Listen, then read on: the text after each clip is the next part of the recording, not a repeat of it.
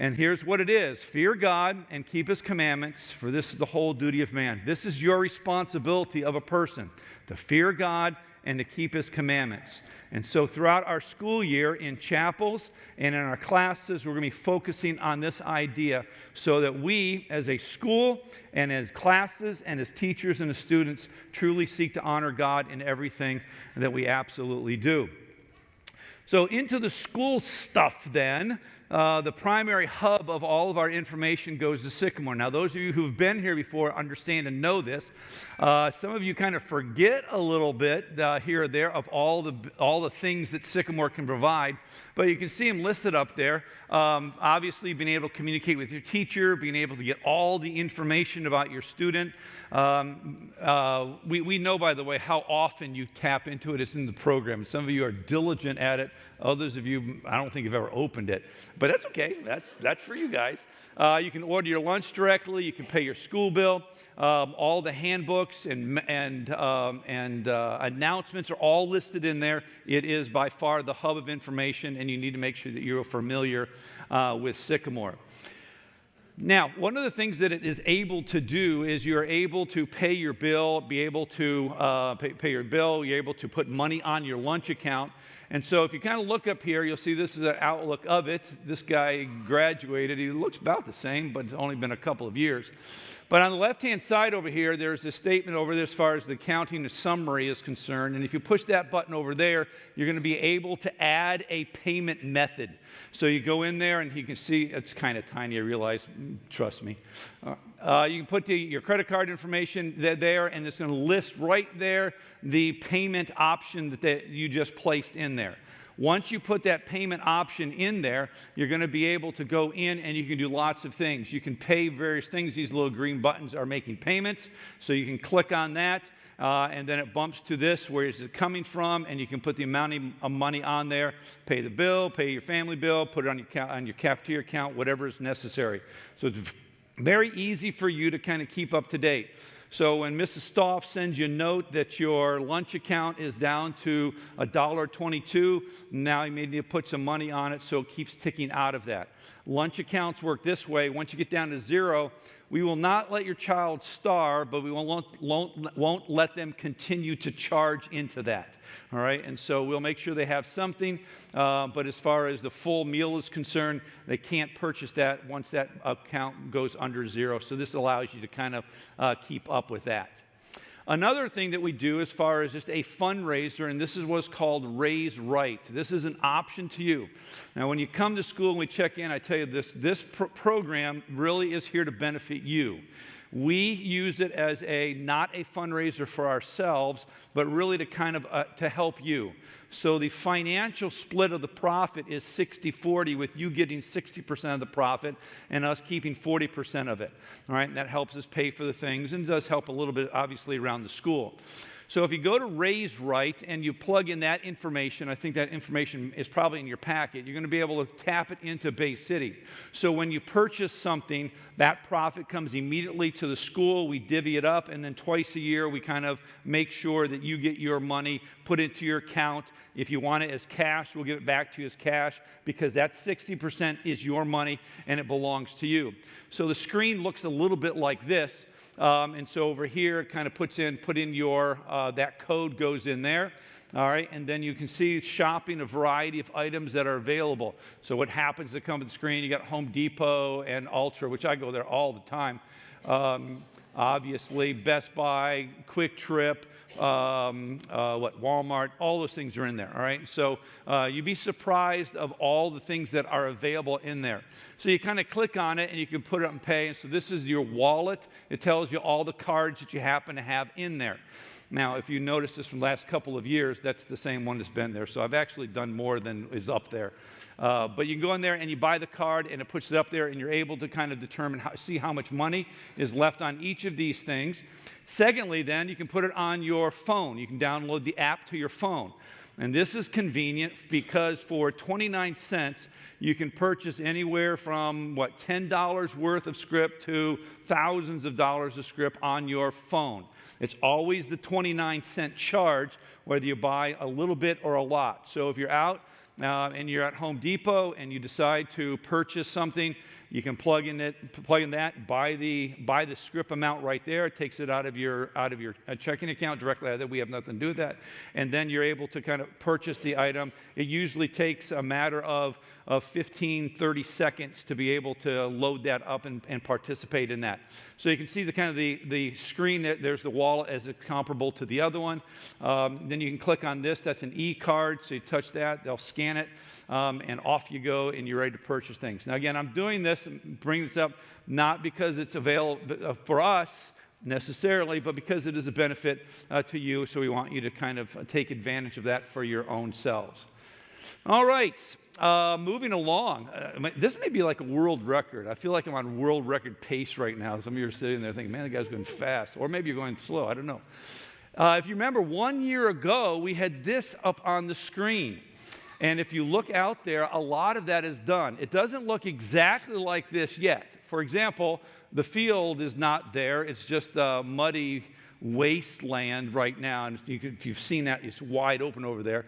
The trees are almost all gone, and that's sad because we had some nice trees that we thought they cut down that didn't necessarily need to.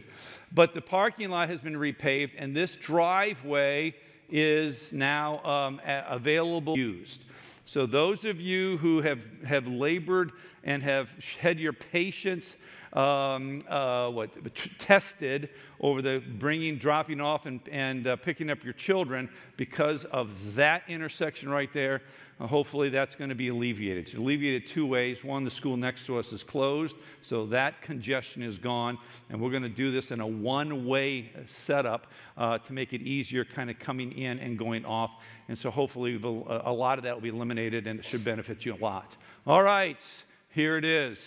All right, so this is how we do our morning drop-off. Let me just kind of point to a couple of things real quickly. Teachers parked here last year. The teachers are going to park over in these spots right here. These are all numbered spots, and those numbered spots will be your seniors and juniors and those that are going to be driving in. So they're going to park in this area here. This whole section here should remain empty during the course of the day. When you come on, that area there is where you are going to park if you're picking up your kids. All right, so this is that parking waiting for your children, or at the beginning of the day. I'll show you that in a second. These first couple of parking spots here are for those that are coming and going. Now, once you get to the end of the day, you're 15 minutes if you're simply waiting for your child. But if you're coming on at noon and you're coming into the building, then you can park there in that 15-minute parking spot section there. That's why that is there. All right, so this is the kiss and ride. This is where you push your child out of the car as it slowly goes by the cones. And so it's a little different than it was before, all right? So before, remember, you'd come around, circle around, and come back this way. We don't want you turning back. You're simply going to drive straight out that direction, and you're going to head out the one way. And so, again, there's no clashing. So you move this way, and then what do? Kiss your kids goodbye. Oops, where'd it go? Are you kidding me? It always happens. Man, I spent like 9 hours on that stupid, and it's gone. All right, so anyway, it was a frog kissing somebody. So anyway, there. Now put that image in your mind. All right, and so, or if you need to stop, now if you're going to just drop them off, go. But if you're going to need to fix something, you need to give them extra instructions, or they're not quite ready, then you're going to pull over and park. So you'll come straight through here. Do not go underneath the underpass right here. Make sure you go this way above it. And you're going to stop, and you're responsible to make sure your child gets across the cones to the opposite side. This is where children will always walk, on that side of the cones, so that's consistent with the way we've done that in the past. All right, so in the afternoon then, it's the same thing, obviously, not in reverse because you're not coming in a different direction. All right. You're going to come in, and so obviously if you're going to pause, you come in this way, and you're going to wait for the name to be called. Now, the one thing we can't do now, because it's a little bit narrower, if your child is not ready, you've got to park. So when the person in line says, go park, that means you have to do what? You got to go park, right? So you can't just wait there because you're going to hold everybody else up. As soon as your child gets out, we'll be able to do it. Now, there's plenty of spots in this area here. We'll still have an adult out to make sure your child gets out there. So you're going to come through here. You're going to come in here and park. We'll call the names like we always have done and bring your child to you, and then out you go the opposite direction, all right? So you come in this way. When we see you, we'll see you back about here, and we'll start calling names. Do you know often who is what's the biggest holdup in your child getting out the door? Your child. That is correct. No offense, but it's just the truth because they're playing with their friends, and so therefore they hear their name. If they're in middle school, often they're down the hallway because they've got to, talk to their friends because it's been going to be a whole 8 hours before they see them again. And so that's emotionally traumatic to some people. So they've got to be in there talking about, and so that's often it. So when you come here, if we don't see them, we're going to ask you to park in this area right here, and we'll bring them to them. Please note this right here. Put the name tag in your car. This is for everybody.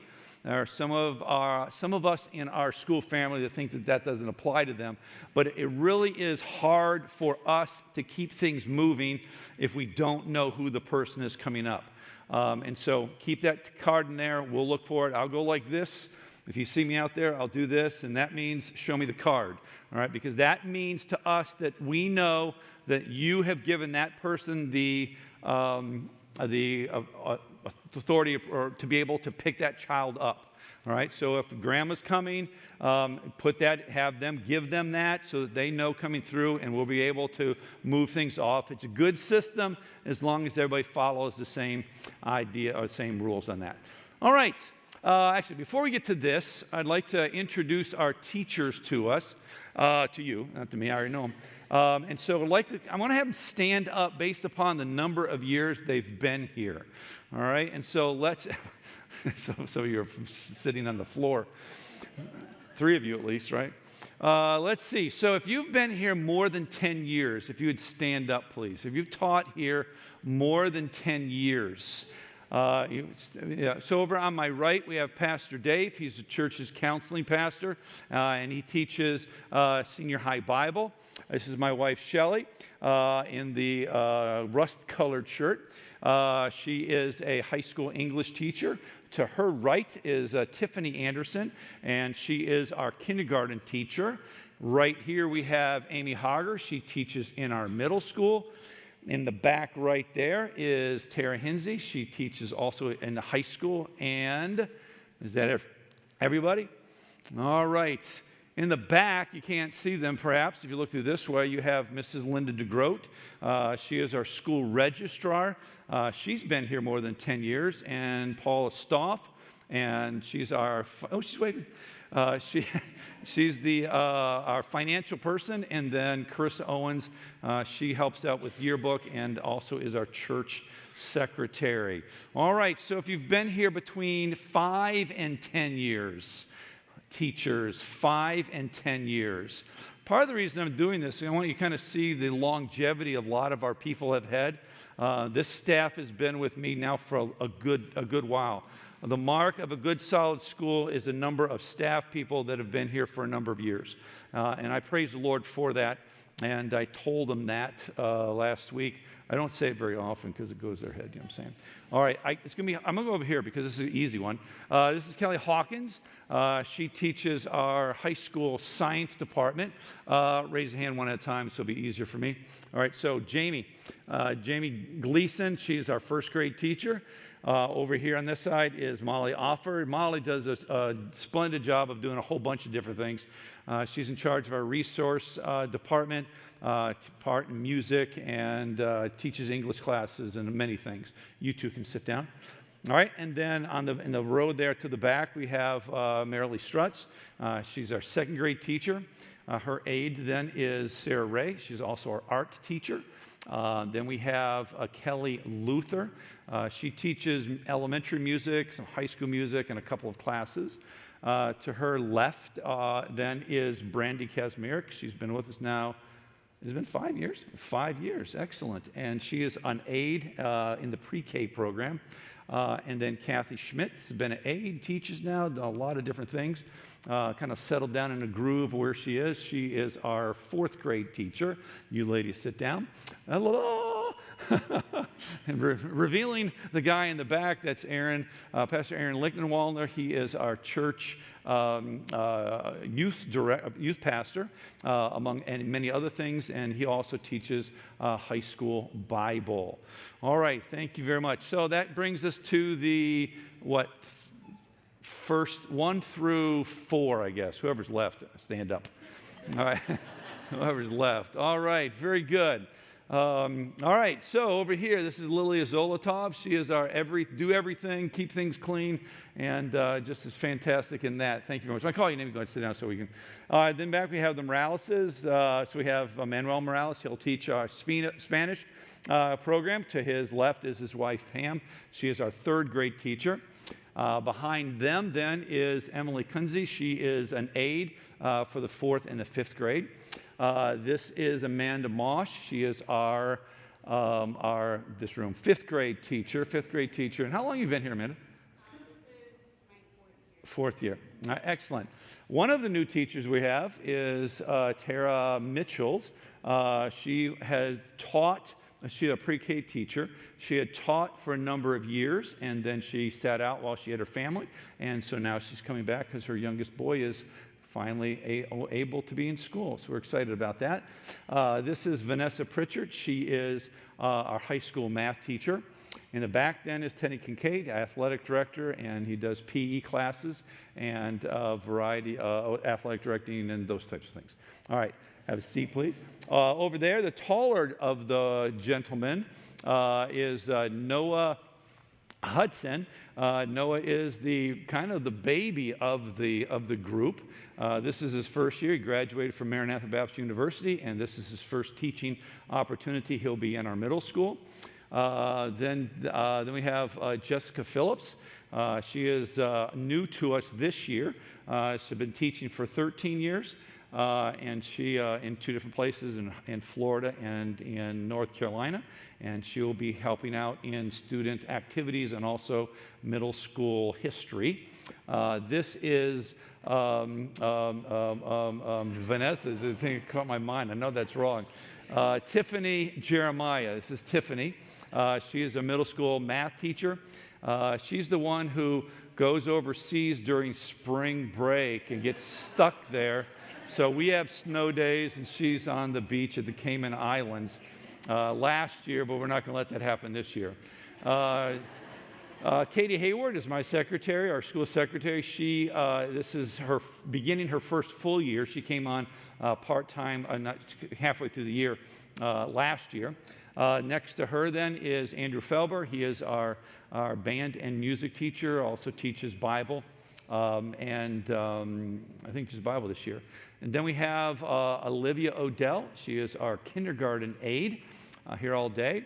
That is the executive assistant to the athletic director right there. We have one of those, and there she is. Laura Knepp, she does help out in our athletic department there. And this is Carol Waitrovich. She had been here as an aide and a teacher. She moved up to the Upper Peninsula, and now she has come back again. And she will be aiding, and she's our #1 sub. And so we appreciate her. This is Blessman. Hey, thank you. Stephanie Blessman. She is a 4th and a 5th grade aide. Been with a couple of years, and so we're thankful the Lord's brought her to us and does a great job in that. And that is, man, I forgot. Sydney DeClean. Really, when you think about it, that wasn't bad. Sorry, I got to the end, my brain started fizzling out there. But Sydney's been with us a couple of years now, and she is our 1st grade teacher's aide, and everybody does a fantastic job of making Bay City Christian School go. So even though you may not have them yet, you will at some point. But I promise you, these are wonderful people who love the Lord, love your children, and are a desire to just have a great school, and we're thankful and blessed to have them. At this time, I'm going to turn the mic over to Mark Hawkins. Mark is also one of our teachers in the sense that he comes 2 days a week to do the industrial art class, and he's with a group called Hands on Deck. And so there are things that they offer that are done after school, not directly in relation to our school, though I wanted him to address. Or whatever else you can talk about. Yeah, go. You may stay wherever you want to go. So just a little bit about industrial arts. So I run a program in town called Hands on Deck, and we teach mechanical skills to all ages. Okay, you got after me because my microphone wasn't exactly right earlier. You want me to talk a little Yeah, closer? because you're doing this with the microphone, so. I'm usually back in the booth. Behind the camera. Yeah. So anyway, I run a program here in town called Hands on Deck, and we teach mechanical skills to kids of all ages. And I am the industrial arts teacher here at Bay City. Industrial arts is the teaching of mechanical skills to youth and adults. If you 1 + 1 = 2. But really cool classes that we're doing this year. So last year we tried to alternate the semesters. Last year we did a little bit more. We did this balance of woodworking and some model building, and I can't even remember what we did last year. But I just wanted to give a highlight of what some of the projects are for this year for industrial arts. So 2 years ago, we did handmade paper making and a leather-bound journal. And this year, we're actually going to do Japanese bookbinding, and we're going to do some handmade paper making, not to the extent we did 2 years ago. But I think that was a really popular project. We're doing a small wood bench, so everybody get an opportunity to do a little bit of woodworking in that respect, something that they can take home and is practical. Not so much a wood bench for their room necessarily, but a wood bench where they could actually do projects at home. So mom and dad will probably steal that. We're also doing a leather and wood shoulder bag, so it kind of incorporating a little bit of leather working back to the woodworking, but something that's more practical. And just so you know, the wood and leather shoulder bag is more popular with guys than it is with girls, because after you put a month of work into it, you don't care. you want to use it. One of the new things I'm really excited about is model home construction. So we're doing 1/12 scale model home construction, and we're kind of teaching that to code. So how high, how wide windows are, doors, how you do studs and layout and that sort of thing. So we're working on that this year. We're doing chip carving and relief carving in basswood, so a little more of the artistic. And then one class that I'm teaching on Fridays for junior high is sea perch. How many of you know what sea perch is? Raise your hands. Awesome. So it's one of the more exciting things that we get to do because I'm very passionate about getting kids on the water. So this is remote operated underwater vehicles. I would highly encourage any of your junior higher kids that are remotely, get the pun, remotely interested in electronics or gaming or anything like that. We need kids who can operate with their thumbs, and I'm pretty sure some of your kids are very good at that. We need kids who can solder. We need kids who are support staff. They have to do a presentation in front of people, so we need the people that are really good behind the microphone. So you can put a really good team together, and then it's very community-facing. So it's part of the Manufacturing Alliance here in town, and there's an opportunity for a road trip if we actually win, which I would love to win this year. So that is Sea Perch for junior hires. Come see me if you have any questions. Okay. Mark, if you just address the other Hands on Deck, some of the projects that they can do outside of school with Hands on Deck. Yeah, so we started in the library, the downtown library, doing wooden boat building. That's kind of the mainstay of what we do, our small and medium boat building. But we really focus on woodworking and then actually doing certification for kids in woodworking tools. And then, as you can tell, some of the arts and crafts, we kind of support that as well. All right, so we'll give you information about that when he has some of those classes that would apply to some younger elementary students. If you'd like to have your children involved in those things, that's a resource that we have. Just a few more things, and then we're going to turn you loose. PTF is our Parent-Teacher Fellowship, and this is the part that we want you to kind of join with us in having a fantastic school. And so their job is tasked of doing various things throughout the year. And I guess in September is the first one, Olivia? Is it in August? Okay, so in a week or two, or is it Monday? Okay, all right, so there we have our first meeting. And so once you come to the meeting, oh, you're over there, sorry, I didn't see you. You come to the first meeting, you kind of get things set up. My goal is for you to be involved in one thing.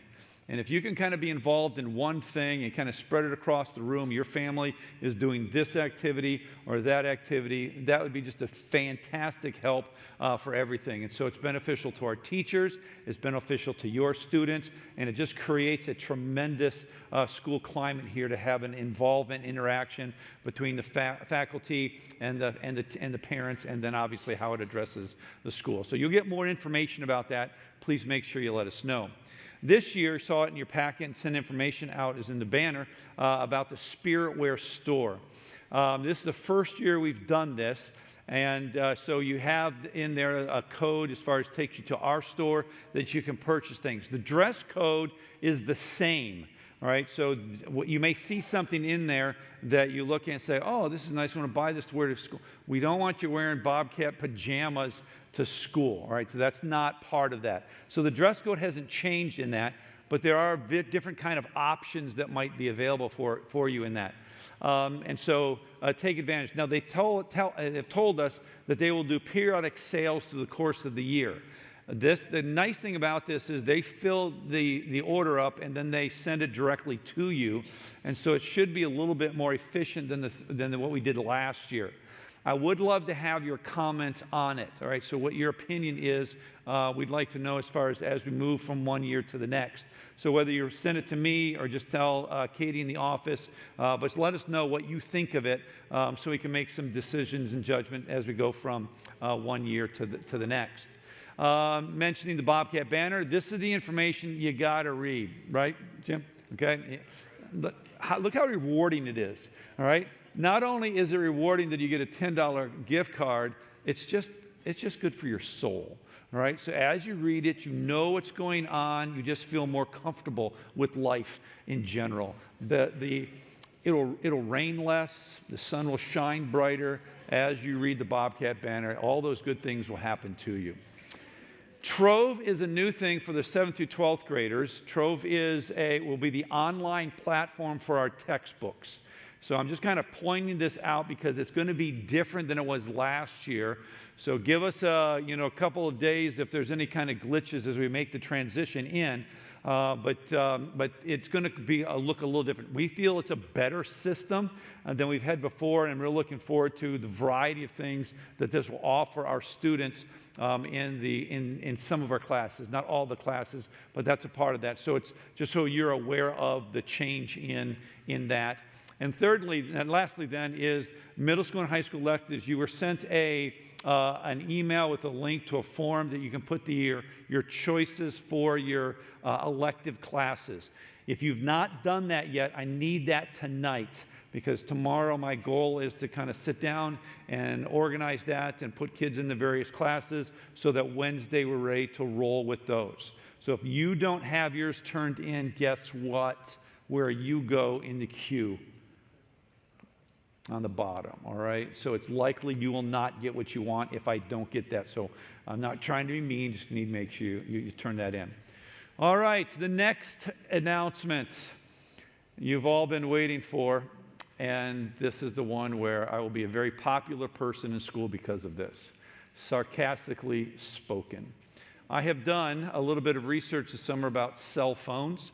And if you're kind of alert to the education world, in many public schools and large public school systems, they're banning the use of cell phones in school.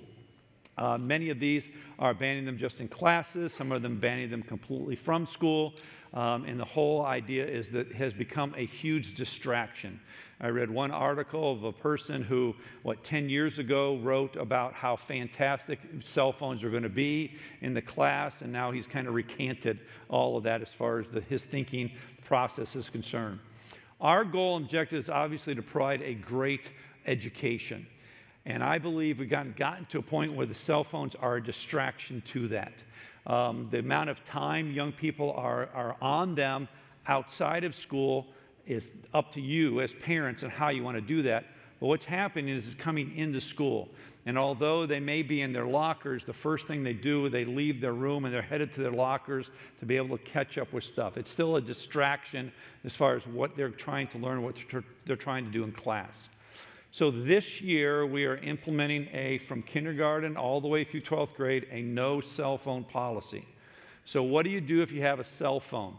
You have 3 options for the phone. Number 1, you can bring it to the office. They'll have a caddy there. You can put it in there. It'll stay there. I promise you, I'm not going to look at them. I'm not going to try to break into them. I have too much to do to care what pictures you've taken on your phone or any messages you've sent to anybody. That doesn't bother me at all. So it's going to sit there until you come get it, and it'll be obviously safe. Option number 2, if you're an athlete and you're going to need it after school, you may put it in your gym bag. Gym bag goes into the locker room, and it can stay there all day away from you. And then the other option, of course, is to leave it in the car or not to bring it to school. If you as parents need to contact your children, you obviously can send a text to the message when they get done with school at 3:20 or 3:15, depending on what age it is. They'll be able to pick it up and find out what responsibilities or things that they need. If they need to pick up a gallon of milk on the way home or whatever you want them to do, you'll be able to get at that point. If you need to get in touch with them, call the school office. We'll be happy to make those arrangements. We feel that this is the best thing for our setting here, to be able to function and focus on the education without distractions that are taking place. So the rule is no cell phones down in and near around the classroom from 8 o'clock to 3:20. And so at a game, when they go to a ball game, they're certainly welcome to take it with them there. There's no restrictions for that. It's just during the school time, 8 o'clock until 3:20. Cell phone has to be out and away. All right? So if you have any questions on that, certainly welcome. I'll be happy to discuss that with you. But that's kind of the new thing. And you can see why all the children are out there saying, oh, this is great. I love this. This is a great plan for me in my life. All right. Well, thank you for coming. I do think I set a record as far as the length of this is concerned.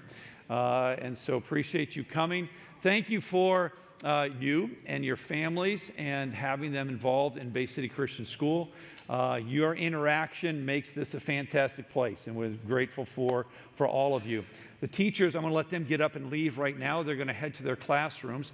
Some of the teachers, their classrooms are kind of at extremes, so they'll may be in the lobby area here, or they may be probably in the lobby here, may stay in this here. If you need somebody, you can't find them, let us know, and we'll tell you where they go.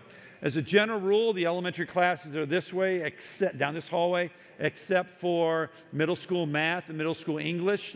That's down this hallway. The back hallway is high school, and then the middle school, that's where they will be. And then the pre-kindergarten is that direction. If you have any questions, let us know. We can point you in the right directions. Thank you for coming. We're looking forward to a great year. You are dismissed. We'll see your young people